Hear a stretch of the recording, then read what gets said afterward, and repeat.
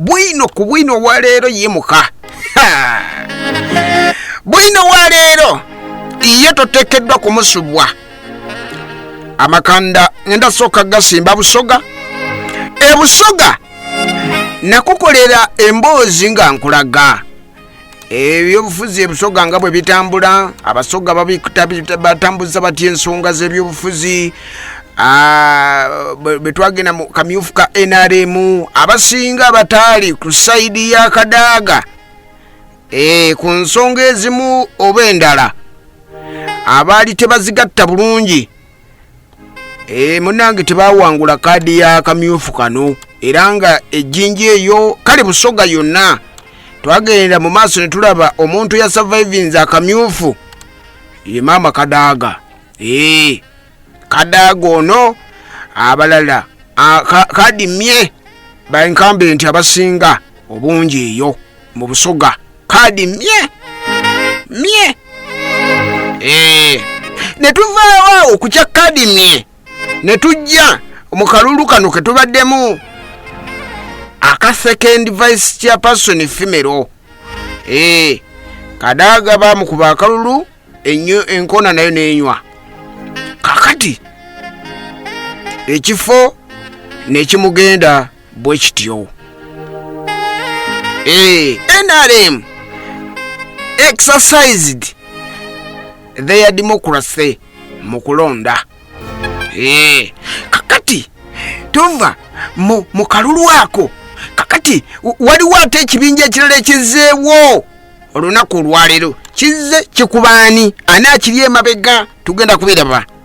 Waliwo ekibinja ekibaluseewo mu Busoga kyandiba either kirina ebigendererwa byakyo. Kakati bagamba mbubo bazze kukungira mwa Museveni kalulu ate munange mbu balaba Kadaaga kyakozeeko kimala era nga balaba nti munange takyasobola kukungira NRM mu Busoga. Kakati Rebecca Kadaaga agobeddwa ku ky'okukungira NRM mu Busoga. Ekibinja kizze kimugambiddako ebbali. Kakati bwe bagoba omukyala ng'ono ayina experience amaze mu parliament emyaka egisoba mu 2 mu parliament. Experience gyalina awadi zawangudde bw'omugamba nti gwe ebyokunga wakungadde emyaka 2 ate tusokoddeko ebbali simanyi naye katubasabire kibabaze oba kyekyo. Kakati nasobodde okubanga mbafunako ogenda kuwulira ebirowoozo byabwe endowooza yaabwe eri etya. bakambwe mukko balala era nga bagambye batandise okunoonyeza omukulembeze akalulu.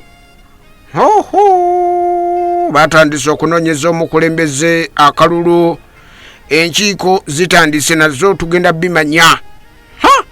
Kakati okulonda nga kuwedde waliwo abaavaayo ne bagamba nti tebajja kuwagira Museveni olw'obutabeererawo Maama Kadaaga mu kalulu. Kyokka waliwo ekiwayi ekipya kyenkugambyeko nti kyo kigenda kunoonyeza mwa Museveni akalulu mu Busoga. Kino nga kikulemberwa eyaliko Minisita Isaac Musumba. Kirimu abakulembeze ku mitendera egy'enjawulo kw'otadde n'ababaka. Bagamba nti Mwami Museveni His Excellency Yoweri Kaguta Tibwabulwa yakuwangula n'ebitundutundu ebisuka eyo mu 8.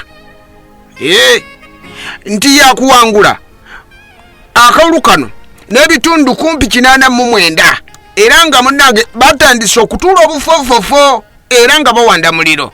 Amazima gene honestly ng'okula ku ng'olina bwa mutima mu kyayi nti okujjako gw'olina mutima mu kyayi ozaba osobola kuwona nti onokuba oti Mzee Museveni azira akalulu mu Uganda oba mu Kamuli.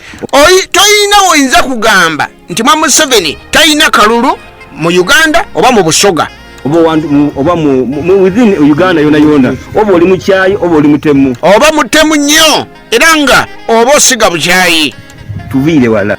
nti munnange tuvudde wala abasoga baviireyo baviireyo aye bateirewo akakiiko akali mu kujja okunoonyeza muzeeyi akalulu era nga bagamba bwe bati nti maama Kadaga byakoze abikoze emyaka 2 aye akana akakiiko kaida okunoonya akalulu era bwa Museveni tuida kumunoonyeza akalulu mu Busoga yona asobola okubanga akawangulira n'ebitundu 89.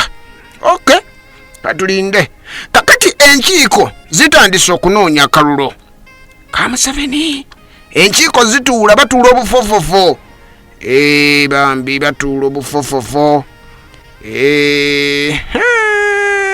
batuula obufofofo katulabe batuula obufofofo era nga akalulu bakanoonya era nga bagamba timunange Kadaga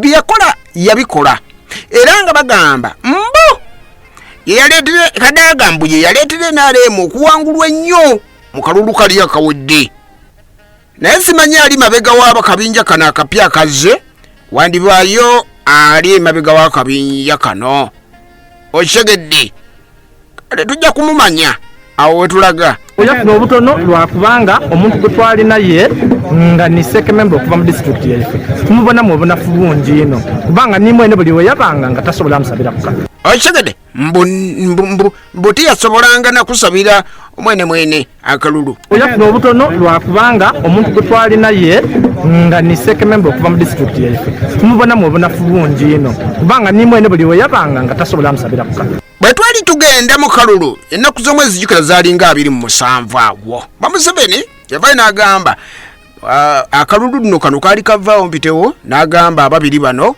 n'agamba nange buli omu asaba anoonye akalulu ke naye Kadaga tokulembeza nsonga za Busoga wano saba akaluluko akalulu bagenda kakuwa saba akaluluko.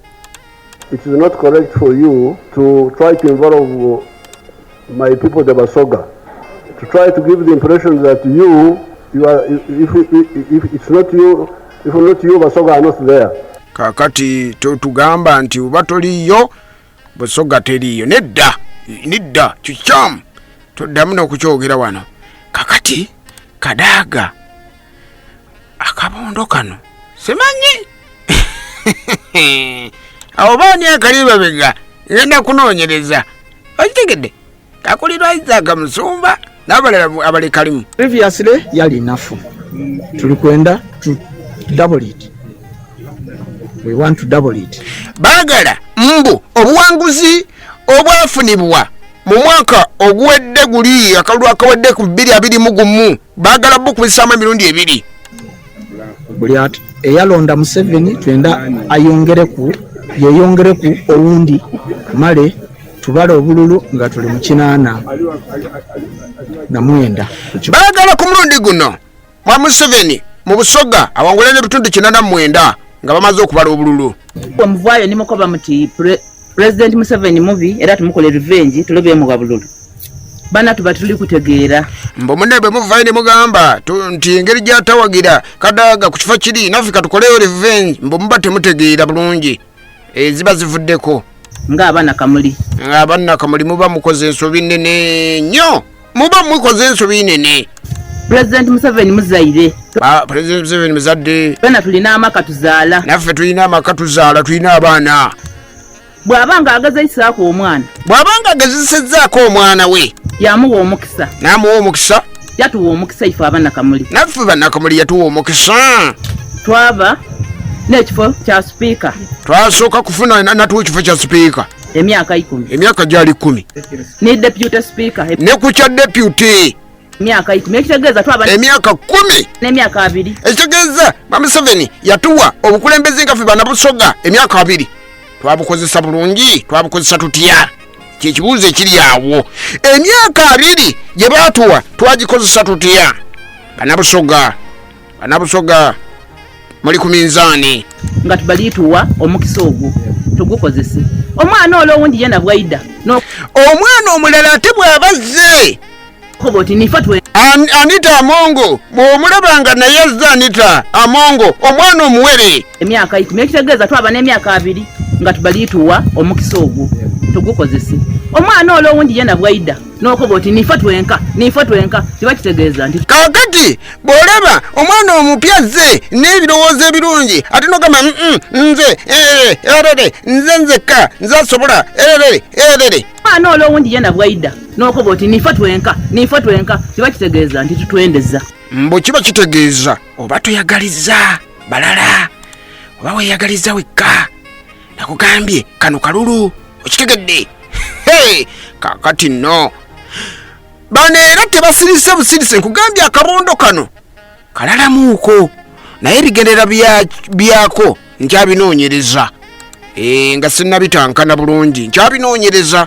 nkyabitunuulidde bagamba mbu enjawukana eziriwo eyo era balina olunwe walusonze mbu balina balusonze olunwe naye bannange kiki ennyo kyali nga tikisoboka kukola kyetulikola buti nga kadaaga akaali kadaaga otya ye oyatya otya olukiiko otandikira kale kamwekube fe tuba tunulidde abasoga tebwekuba bannange ebintu bikwate bulungi temwekuba ebintu mubitambulire bulungi nnyo munyumirwe ebyobufuzi tugenda mu kalulu nno ketulimu so ebintu temwerumaaluma ensonga muzikwate bulungi